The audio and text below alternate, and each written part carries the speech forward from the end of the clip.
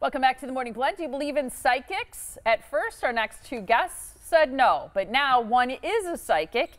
The other has written and researched them and calls herself a spiritual adventurist. Interesting, huh? Marla Frees is a former actress and newly published author. She's a psychic. She is the author of the book American Psychic. And Jen Weigel is an Emmy Award-winning journalist who started becoming interested in mediums, healers, and psychics 18 years ago and has since published 4 books. And we're very happy to have them both here on the yellow couch. Thank Thanks you. for being here, ladies. Yeah, it's great to be here. What a treat. Yeah. Tell us a little bit about how you two met, why you're doing this book tour together. Well, it's interesting because I met Marla a year ago. I get recommendations, and it's been a passion of mine to help connect people to practitioners that I believe in that are authentic, because there are a lot of people out there that might not be in this for the right reasons. I like that you recognize that, because Yes. a lot of people are super skeptic. Completely, Absolutely. as they should be. Like you should be skeptical of doctors and mechanics in every and journalists, job. And like journalists, we are, of course. right? No, seriously. Can't trust any of them. Yes. But So, you have to know when people meet you or they're going to meet you or see you. A lot of people are like, oh, those ladies have got to be cuckoo. Right.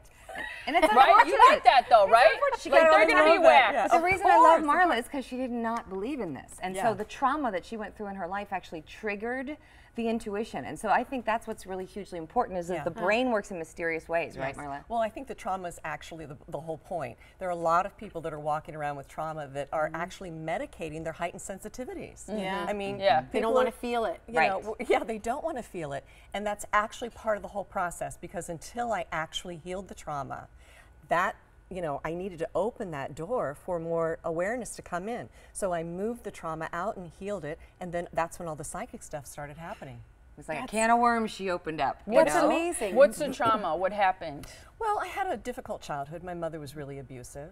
And even though I grew up in the heartland, I grew up in the middle of Pennsylvania, it was a wonderful bucolic experience. But she had some real troubles. And my father was a World War II veteran who came back in a body cast. So he had to heal, and basically, you know, between alcoholism and mental illness, there was a lot of chaos in the house. So I basically had to, you know, heal that myself. And I also did. physical trauma. You fell off a horse. Oh, yeah. So there's other things too. I think with people out there, you could have a physical trauma or an emotional trauma. The emotional wounds on a brain are just as bad as those physical. And if you don't work through them, then you're never going to be able to tap into your intuitive gifts. Yeah. For And sure. she, you know, she trained with, like, I don't know, spies in the military. The Yeah, book we is did like tease all that So stuff. tell us a little bit about how that led to you sort of trusting your intuition. Well, that was the thing. When this sort of blew up for me in the mid-90s, I had to start looking for help.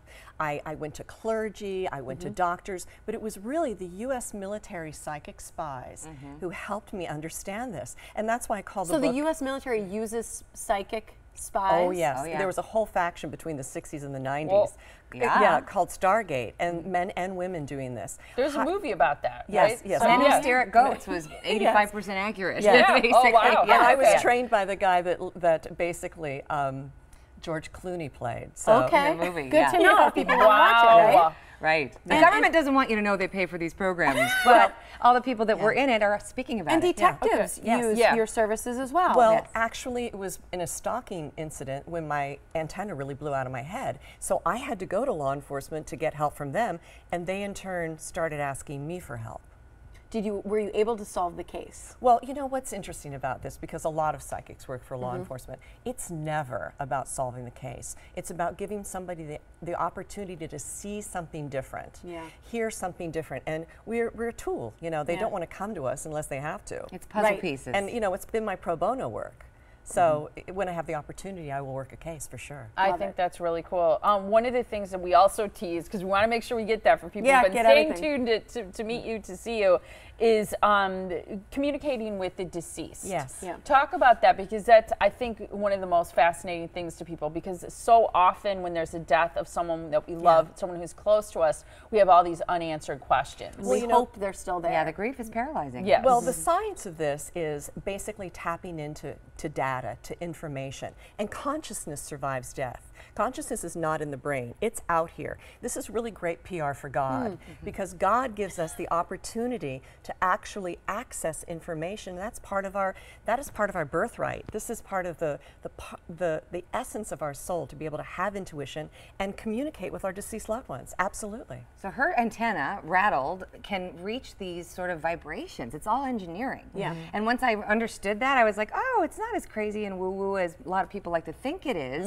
It's actually a vibration. It's a frequency. People are at home, they're turning on a television, and this signals going from here to there. That's similar to what's happening in Marla's brain. Well, people who do yoga, yeah, right? People who do yoga know the word Om and the words ah, they all have a frequency to them, and that's why we use them in prayer and meditation and things like that. So a lot of people are in tune with that. What's the difference between a psychic and a medium, and which one are you? Oh, well, I'm both, actually. Okay. Well, the psychic part is accessing any aspect of your life. It can be your health, your career, your dog, any aspect like that. Present or future.